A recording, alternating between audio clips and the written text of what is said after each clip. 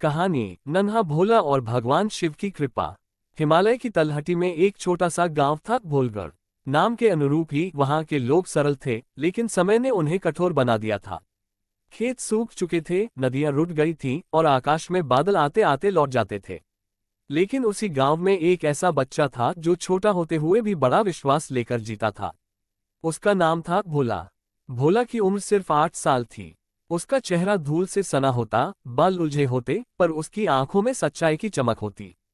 उसके पिता का देहांत हो चुका था और मां मेहनत मजदूरी करके उसे पाल रही थी।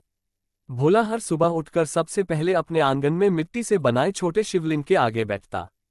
बेलपत्र ढूंढ कर लाता, पास की नदी से पानी भरकर लाता और भोलेनाथ को अर्पित करता।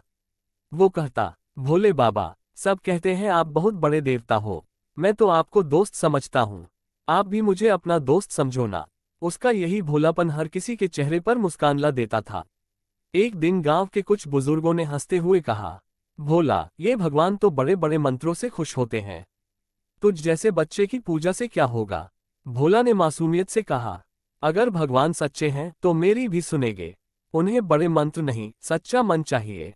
धीरे धीरे गांव में सूखा और भी गहराता गया। कुएं सूख गए, पशु मरने लगे, खेतों में दरारें पड़ गईं। बड़े बड़े ब्राह्मण बुलाए गए, यज्ञ हुए, पूजा पाठ हुआ, लेकिन बारिश नहीं हुई। भोला की माँ भी बीमार पड़ गई। घर में खाने को कुछ नहीं था, लेकिन भोला की भक्ति में एक रत्ती भी कमी नहीं आई। एक दिन रात को भूखा प्यासा भोला अपने शिवलिंग के पास बैठा। उसके हाथ में टूटा हुआ लोटा था, जिसमें नदी से लाया हुआ थोड़ा सा पानी था।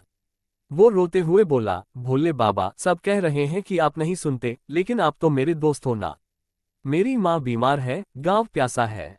आप कुछ करो ना, नहीं तो सब मर जाएंगे। उसकी आंखों से आंसू बहते हुए शिवलिंग पर गिर पड़े। उस पल आकाश में कुछ बदला। अचानक आकाश में बिजली कड़कने लगी और चारों ओर बादल घिर आए। तेज हवाओं के साथ बरसात शुरू हो गई, भीषण, जोरदार, करुणामयी बारिश। गांव वाले बाहर निकल आए। लोग एक दूसरे से पूछने लगे, किसका यज्ञ सफल हुआ, कौन सा ब्राह्मण ऐसा चमत्कारी था। तभी किसी ने देखा, भोला अपने शिवलिंग के पास बैठा भीग रहा था, हाथ जोड़कर मुस्कुरा रहा था। एक बूढ़े बाबा ने कहा, ये बारिश उस भोले की भक्ति की देन है। उसका सच्चा मन ही सबसे बड़ा मंत्र निकला। उसी रात भोला को सपना आया। एक विशाल ज्योति प्रकट हुई।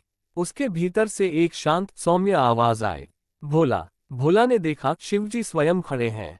माथे पर चंद्रमा, गले में नाग और आंखों में करुणा।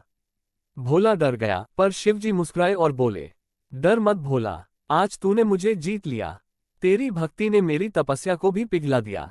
जो प्रेम तूने दिया वही मुझे सबसे प्रिय है। भोला हाथ जोड़कर रो पड़ा, मैंने तो सिर्फ आपसे बात की थी, जैसे दोस्त से करता हूँ। शिवजी ने कहा, और यही तो सच्चा भक्ति भाव है। तुझे जो चाहिए वो मिलेगा। और याद रख, मैं हमेशा तेरे साथ हूँ। सुबह जब भोला जागा, उसकी माँ स्वस्थ थी, आंगन में खूब हरियाली थी और गांव वाले उसके घर के बाहर खड़े थे, उसके शिवलिंग को प्रणाम करते हुए। सीख, भक्ति उम्र नहीं देखती, न ही धन दौलत। जब एक मासूम बच्चा सच्चे दिल से पुकारता है तो स्वयं महादेव भी कैलाश छोड़कर उसके पास आ जाते हैं।